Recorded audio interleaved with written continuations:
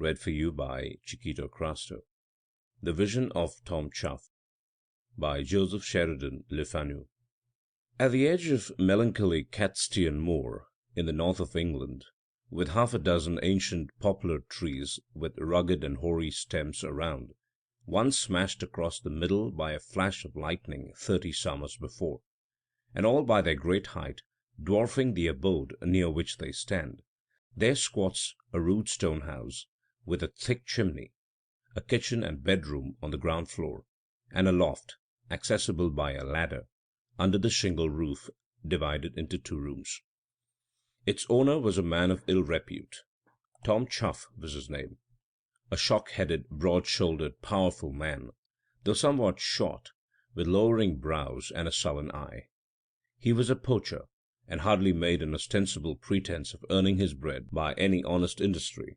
He was a drunkard. He beat his wife, and led his children a life of terror and lamentation when he was at home. It was a blessing to his frightened little family when he absented himself, as he sometimes did, for a week or more together.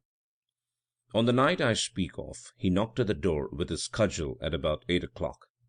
It was winter, and the night was very dark. Had the summons been that of a bogey from the moor, the inmates of this small house could hardly have heard it with greater terror. His wife unbarred the door in fear and haste. Her hunchbacked sister stood by the hearth, staring toward the threshold, the children cowering behind.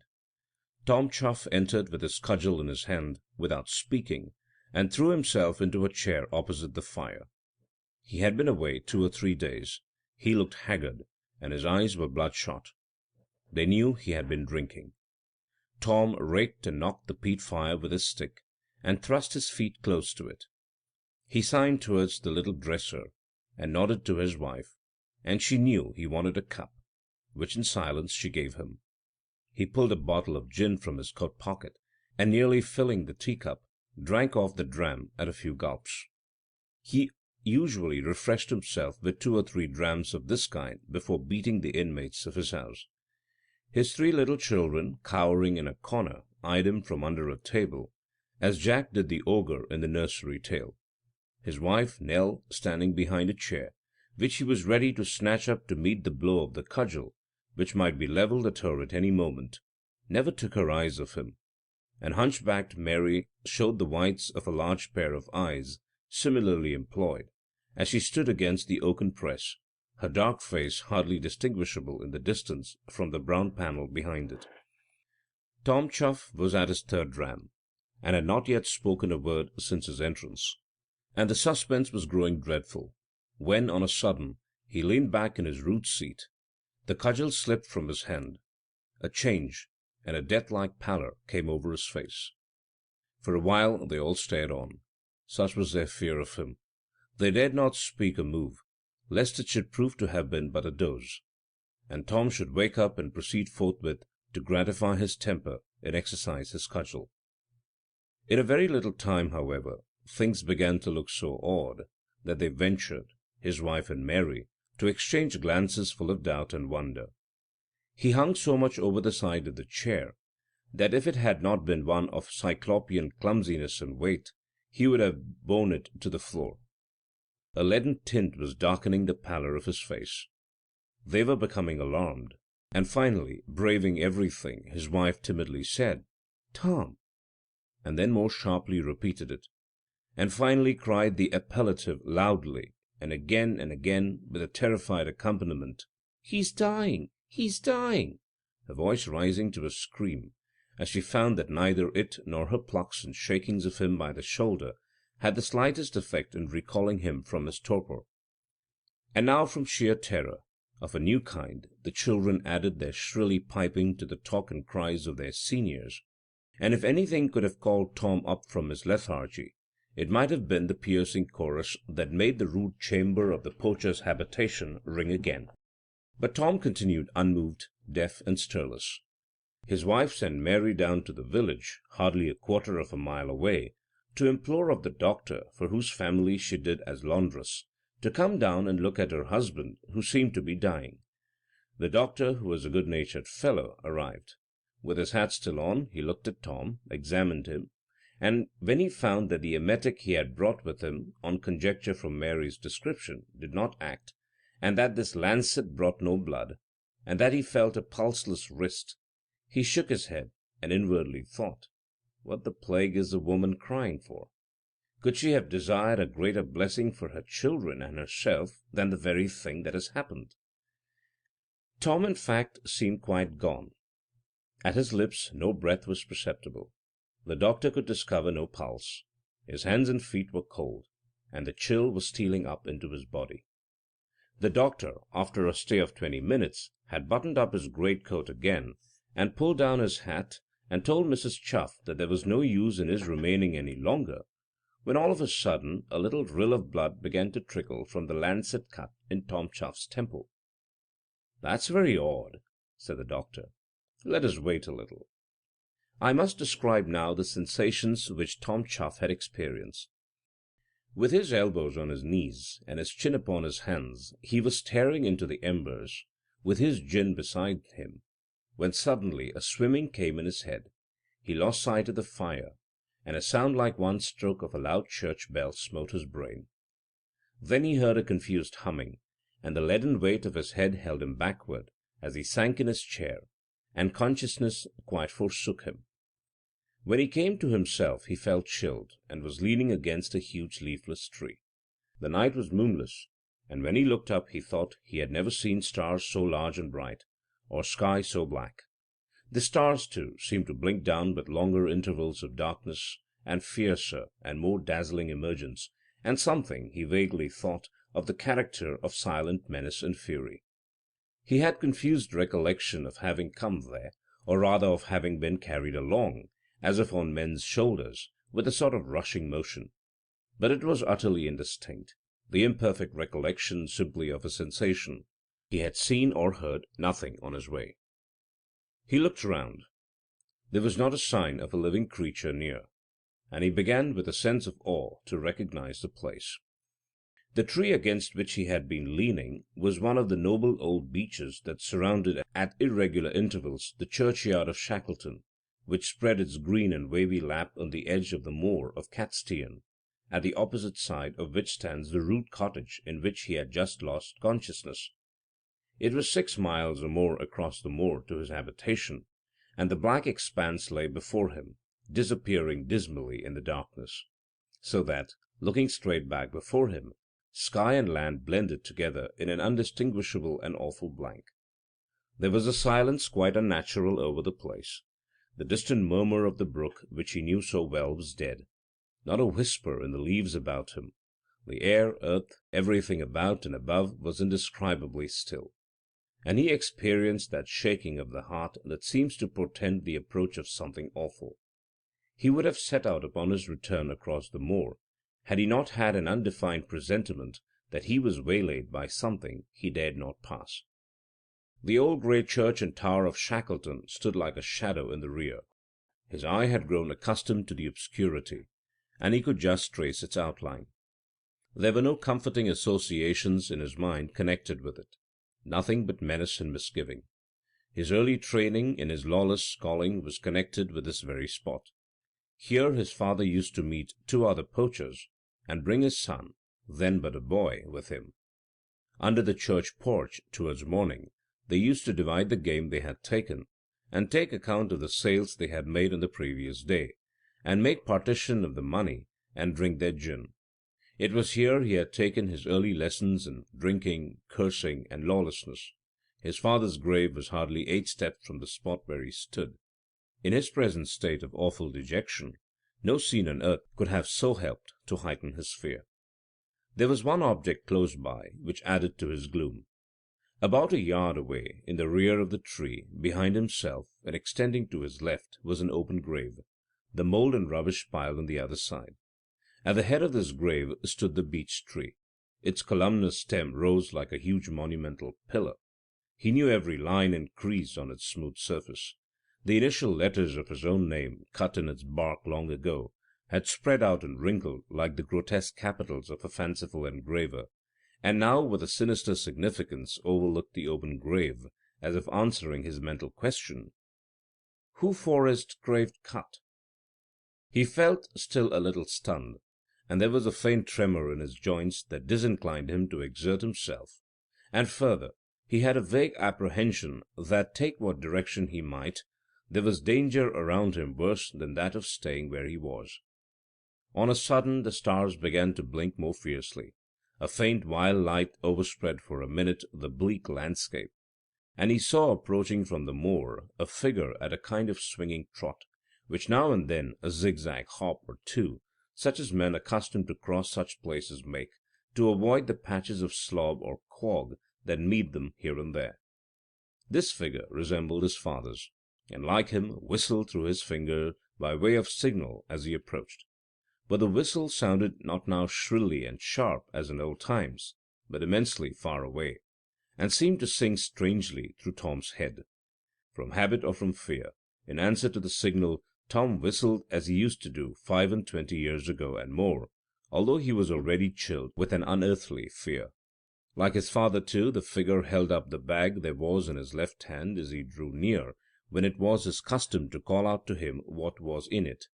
It did not reassure the watcher, you may be certain, when a shout unnaturally faint reached him, as the phantom dangled the bag in the air, and he heard with a faint distinctness the word, Tom Chuff's soul. Scarcely 50 yards away from the low churchyard fence at which Tom was standing, there was a wider chasm in the peat, which there threw up a growth of reeds and bulrushes, among which, as the old poacher used to do on a sudden alarm, the approaching figure suddenly cast itself down. From the same patch of tall reeds and rushes emerged instantaneously what he at first mistook for the same figure creeping on all fours, but what he soon perceived to be an enormous black dog with a rough coat like a bear's, which at first sniffed about, and then started towards him in what seemed to be a sportive amble, bouncing this way and that. But as it drew near, it displayed a pair of fearful eyes that glowed like live coals, and emitted from the monstrous expanse of its jaws a terrifying growl. The beast seemed on the point of seizing him, and Tom recoiled in panic and fell into the open grave behind him. The edge which he caught as he tumbled gave way, and down he went, expecting almost at the same instant to reach the bottom. But never was such a fall. Bottomless seemed the abyss. Down, down, down, with immeasurable and still increasing speed, through utter darkness, with hair streaming straight upward, breathless, he shot with a rush of air against him, the force of which whirled up his very arms, second after second, minute after minute.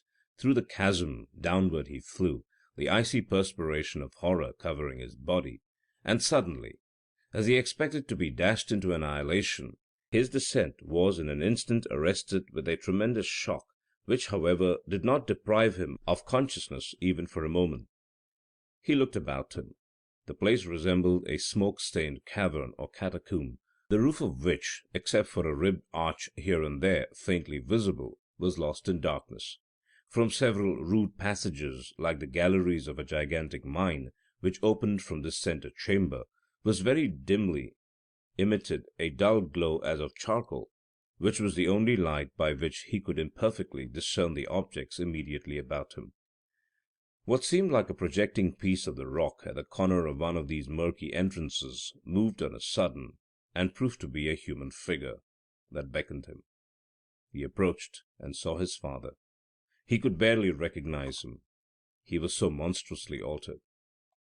"I've been looking for you, Tom. Welcome home, lad. Come along to your place." Tom's heart sank as he heard these words, which were spoken in a hollow and, he thought, derisive voice that made him tremble. But he could not help accompanying the wicked spirit, which led him into a place, in passing which he heard, as it were from within the rock, dreadful cries and appeals for mercy. "What is this?" said he. "Never mind. Who are they?" "Newcomers like yourself, lad," answered his father apathetically. "They give over that work in time, finding it is no use." "What shall I do?" said Tom in an agony. "It's all one." "But what shall I do?" reiterated Tom, quivering in every joint and nerve. "Grin and bear it, I suppose. For God's sakes, if you ever cared for me as I am your own child, let me out of this." "There's no way out." If there's a way in, there's a way out. And for heaven's sake, let me out of this. But the dreadful figure made no further answer, and glided backwards by his shoulder to the rear, and others appeared in view, each with a faint red halo round it, staring on him with frightful eyes, images, all in hideous variety, of eternal fury or derision. He was growing mad, it seemed, under the stare of so many eyes, increasing in number, and drawing closer every moment, and at the same time myriads and myriads of voices were calling him by his name, some far away, some near, some from one point, some from another, some from behind, close to his ears. These cries were increased in rapidity and multitude, and mingled with laughter, with flitting blasphemies, with broken insults and mockeries, succeeded and obliterated by others, before he could half catch their meaning. All this time, in proportion to the rapidity and urgency of these dreadful sights and sounds, the epilepsy of terror was creeping up to his brain, and with a long and dreadful scream he lost consciousness. When he recovered his senses, he found himself in a small stone chamber, vaulted above, and with a ponderous door.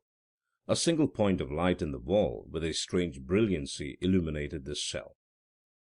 Seated opposite him was a venerable man, with a snowy beard of immense length, an image of awful purity and severity. He was dressed in a coarse robe, with three large keys suspended from his girdle. He might have filled one's idea of an ancient porter of a city gate. Such spiritual cities, I should say, as John Bunyan loved to describe. This old man's eyes were brilliant and awful, and fixed on him as they were. Tom Chuff felt himself helplessly in his power. At length he spoke. The command is given to let you forth for one trial more.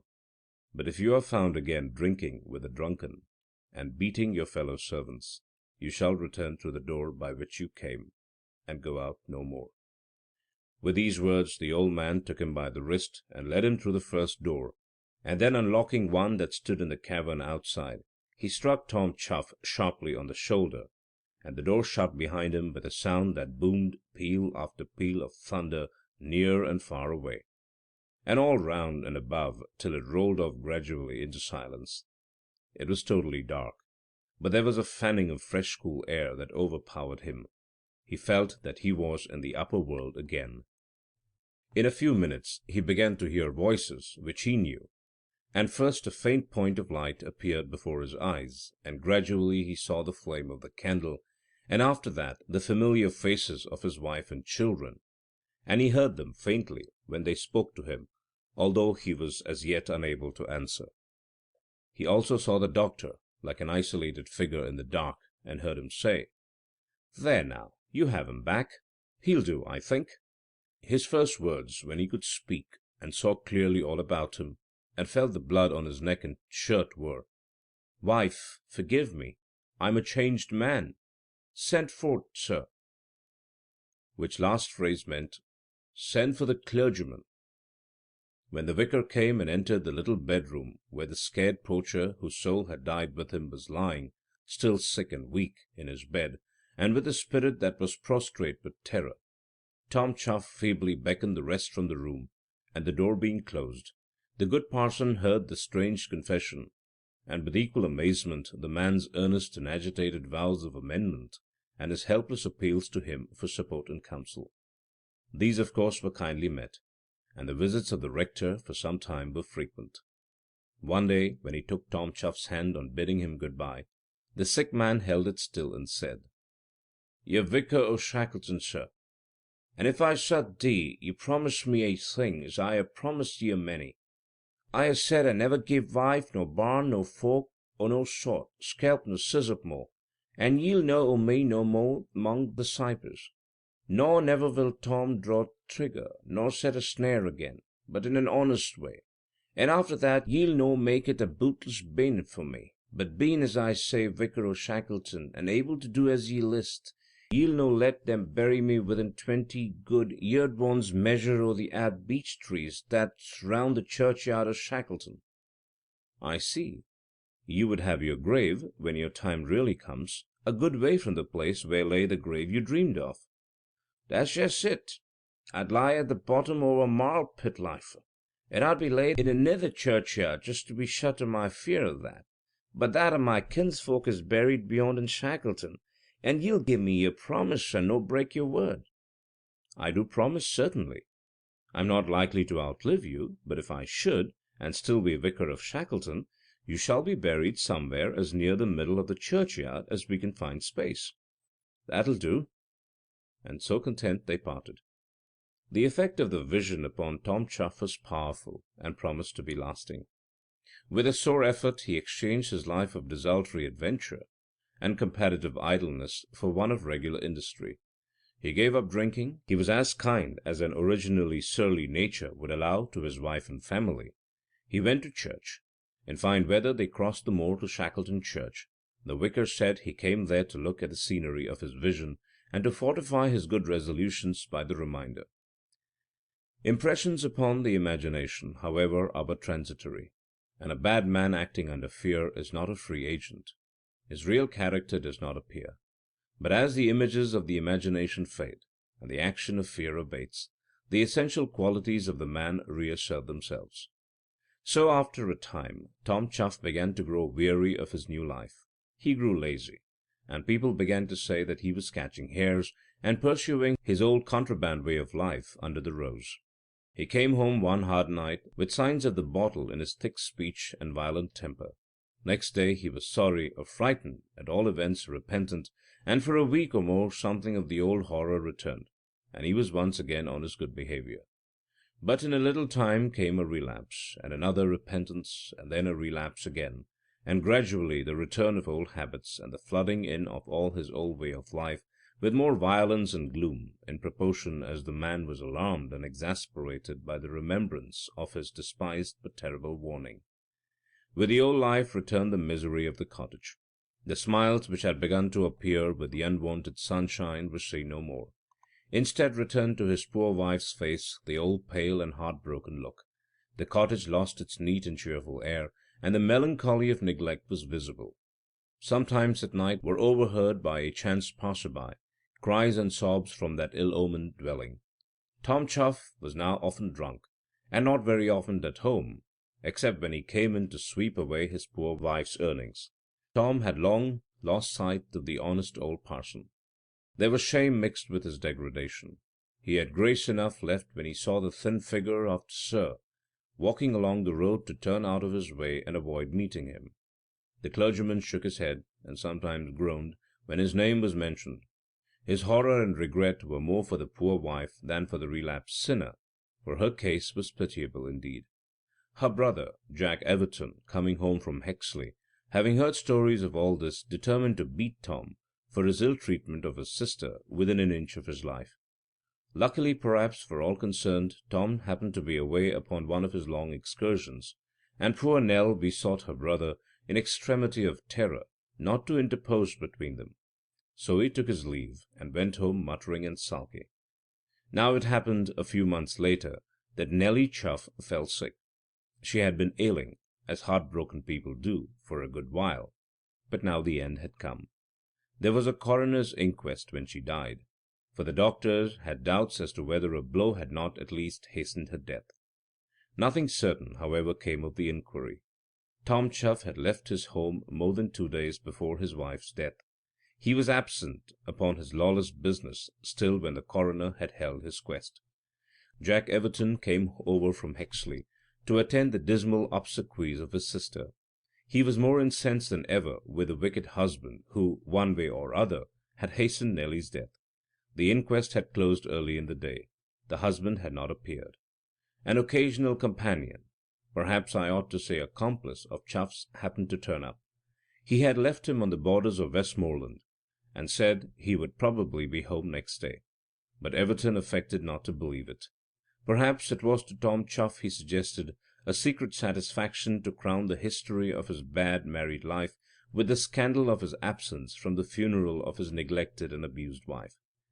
Everton had taken on himself the direction of the melancholy preparations. He had ordered a grave to be opened for his sister beside her mother's, in Shackleton churchyard, at the other side of the moor. For the purpose, as I have said, of marking the callous neglect of her husband, he determined that the funeral should take place that night. His brother Dick had accompanied him, and they and his sister, with Mary and the children, and a couple of the neighbors, formed the humble cortege.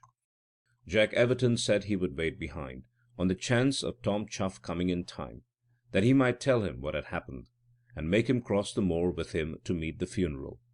His real object, I think, was to inflict upon the villain the drubbing he had so long wished to give him. Anyhow, he was resolved, by crossing the moor, to reach the churchyard in time to anticipate the arrival of the funeral, and to have a few words with the vicar, clerk, and sexton, all old friends of his, for the parish of Shackleton was the place of his birth and early recollections. But Tom Chuff did not appear at his house that night. In surly mood, and without a shilling in his pocket, he was making his way homeward. His bottle of gin, his last investment, half emptied, with its neck protruding, as usual on such returns, was in his coat pocket. His way home lay across the moor of Castian, and the point at which he best knew the passage was from the churchyard of Shackleton. He vaulted the low wall that forms its boundary, and strode across the graves and over many a flat, half-buried tombstone toward the side of the churchyard next Castian Moor. The old church of Shackleton and its tower rose, close at his right, like a black shadow against the sky. It was a moonless night, but clear. By this time he had reached the low boundary wall at the other side that overlooks the wide expanse of Castian Moor. He stood by one of the huge old beech trees, and leaned his back to its smooth trunk. Had he ever seen the sky look so black, and the stars shine out and blink so vividly? There was a death-like silence over the scene, like the hush that precedes thunder in sultry weather. The expanse before him was lost in utter blackness. A strange quaking unnerved his heart. It was the sky and scenery of his vision, the same horror and misgiving, the same invincible fear of venturing from the spot where he stood. He would have prayed if he dared. His sinking heart demanded a restorative of some sort, and he grasped the bottle in his coat pocket. Turning to his left as he did so, he saw the piled-up mould of an open grave that gaped with its head close to the base of the great tree against which he was leaning. He stood aghast. His dream was returning and slowly enveloping him. Everything he saw was weaving itself into the texture of his vision. The chill of horror stole over him. A faint whistle came shrill and clear over the moor, and he saw a figure approaching at a swinging trot with a zigzag course, hopping now here and now there, as men do over a surface where one has need to choose their steps. Through the jungle of reeds and bulrushes in the foreground this figure advanced, and with the same unaccountable impulse that had coerced him in his dream, he answered the whistle of the advancing figure. On that signal it directed its course straight toward him. It mounted the low wall, and standing there, looked into the graveyard. "Who med answer?" challenged the newcomer from his post of observation. "Me," answered Tom. "Who are you?" repeated the man upon the wall. "Tom Chuff." "And who's this grave cut for?" he answered in a savage tone, to cover the secret shudder of his panic. "I'll tell ye that, ye villain," answered the stranger, descending from the wall. "I ha' looked for you far and near, and waited long, and now you're found at last." Not knowing what to make of the figure that advanced upon him, Tom Chuff recoiled, stumbled, and fell backward into the open grave.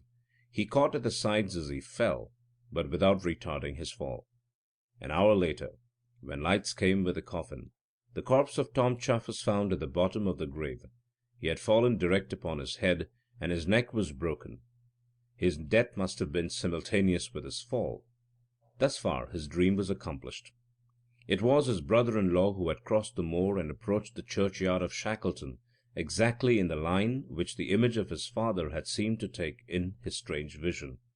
Fortunately for Jack Everton, the sexton and clerk of Shackleton Church were, unseen by him, crossing the churchyard toward the grave of Nelly Chuff, just as Tom the poacher stumbled and fell. Suspicion of direct violence would otherwise have inevitably attached to the exasperated brother. As it was, the catastrophe was followed by no legal consequences. The good vicar kept his word, and the grave of Tom Chuff is still pointed out by the old inhabitants of Shackleton pretty nearly in the centre of the churchyard. This conscientious compliance with the entreaty of the panic-stricken man as to the place of his sepulture gave a horrible and mocking emphasis to the strange combination by which fate had defeated his precaution and fixed the place of his death. The story was for many a year, and we believe still is, told round many a cottage hearth, and though it appeals to what many would term superstition, it yet sounded, in the ears of a rude and simple audience, a thrilling, and let us hope, not altogether fruitless homily. End of The Vision of Tom Chuff by Joseph Sheridan Le Fanu. Read for you by Chiquito Crasto, Birmingham, Alabama.